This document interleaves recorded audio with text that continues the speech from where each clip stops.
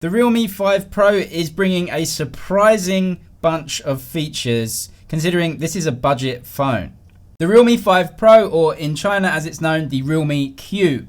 This is a budget phone with a quad camera setup. There aren't too many phones in the world that have a quad camera setup, and there aren't many phones at this price point to have a quad camera setup, which makes this phone stand out. So this is branded as the Realme Q in China, but outside of China, you'll find it as the Realme 5 Pro. And it's bringing a ton of features to a budget device. This is really budget. You can get this for 1,000 RMB here in China.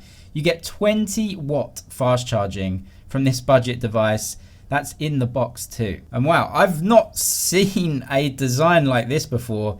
This is pretty psychedelic. There's that massive quad camera setup, a quad camera setup on a budget phone with a 48 megapixel main sensor, USB-C, headphone jack, and a mono speaker at the bottom. The power button is on the right-hand side. On the left-hand side, you get the volume rockers up and down. A few years ago, you just would have not got anywhere near the build quality and the design from a budget phone. But considering this is a budget phone, the way it's put together is really on a par with way more expensive phones. You get a 6.3-inch LCD display with pretty small bezels, and it's surprisingly light considering the big 4,000 milliamp hour battery, which means overall this phone is pretty much one-hand usable, which is always a plus in my book. You get a water drop notch that houses that front camera. I wouldn't expect anything less, especially for the price point. The fingerprint sensor is located in the middle there at the back, and I would say it isn't raised up, so you might have trouble finding it sometimes. Really solid build construction, everything is put together well, and I like the matte finish of the bezels.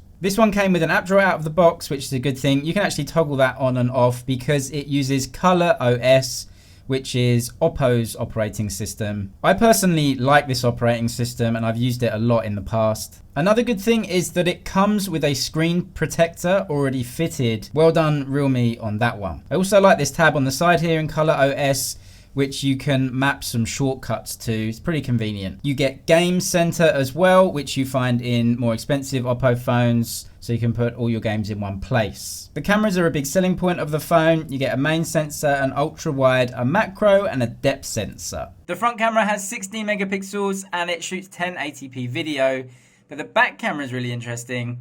You can shoot 4K video on that one, and it does 960 frames per second slow-mo too. The nightscape mode worked out well, I think. I like the way the image is exposed. I also think it did a good job on the selfie.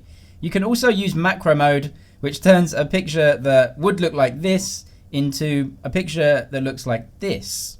It takes 12 megapixel images as standard, but there's an option in the settings to take 48 megapixel shots. There's also that ultra wide camera and the portrait lens, as they're calling it. And there's a depth sensor there to get those blurry backgrounds too. The selfie is sharp. The colors are quite subdued and cool. That's an easy fix if you want to edit that and make them a bit more contrasty. I couldn't see an LED indicator up there. Setting up the fingerprint sensor is very quick and very easy, like most phones these days. It's very accurate and quick and very secure to use that fingerprint sensor, but because it's quite flat, it is sometimes difficult to actually get your finger on that.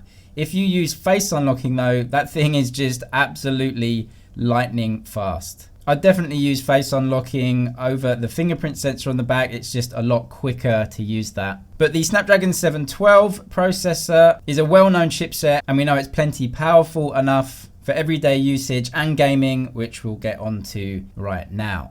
You can play with increased frame rate if you turn down the graphics, which is a good thing, and I know a lot of people will do that.